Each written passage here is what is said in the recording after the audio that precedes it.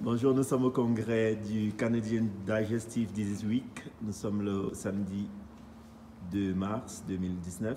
Nous sommes avec Tam Nguyen, qui est étudiant en médecine, qui va nous présenter son travail de recherche. Bonjour Tam. Bonjour, je m'appelle Tam Nguyen, je suis un étudiant à l'Université de Montréal.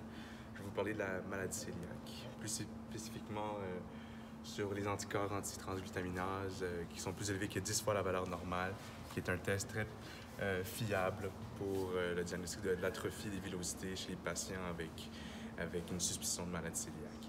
Donc en 2012, il y a le ESPGAN, c'est le European Society of Pediatric Gastroenterology and Hepatology and Nutrition.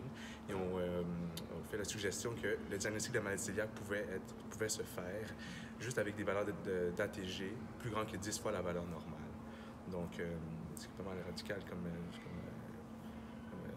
commentaire. Puis, en Amérique du Nord, ça n'a pas encore été adopté, où les biopsies restent encore l'étalon d'or pour le diagnostic de la maladie cœliaque.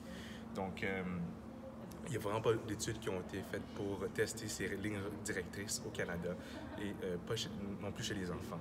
Donc, l'objectif principal de cette étude, c'est de voir, de regarder la performance du test d'ATG à des seuils de 10 fois la valeur normale pour la maladie cœliaque et voir aussi si un seuil plus élevé à 25 fois la valeur normale, si ça performait encore mieux. Donc, c'était une cohorte d'enfants avec une suspicion de maladie cœliaque qui ont été vus à l'unité de gastroentérologie à l'hôpital de Sainte-Justine, dont les caractéristiques démographiques et les niveaux d'ATG à la base ont été recueillis et analysés. Puis l'étalon d'or encore pour cette étude, c'est les biopsies, notamment les biopsies avec une classification pathologique MARCH plus grand que 2. C'était fortement indicateur de la maladie cœliaque.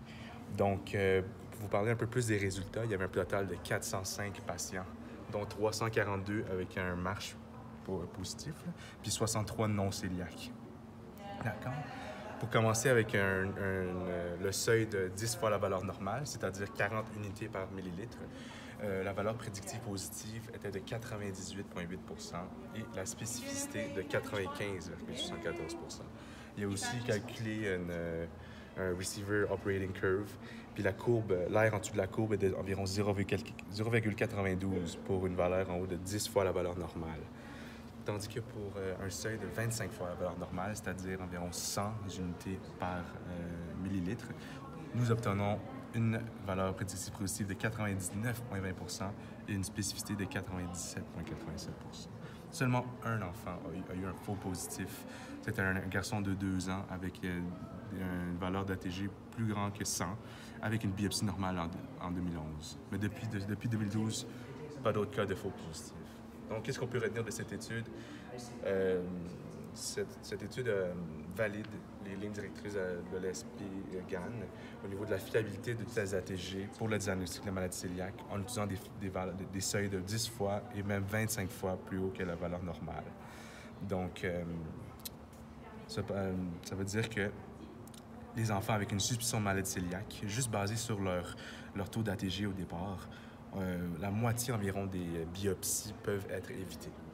Donc, si ces résultats concordent avec les autres kits d'ATG dans la province du Québec, il peut vraiment avoir un changement au niveau de l'algorithme du diagnostic de la maladie cœliaque chez les enfants au Québec et donc réduire les risques et complications, réduire les coûts, éviter de la stress pour la famille. Donc, c'est ça. Merci beaucoup. Très bien Tam, merci.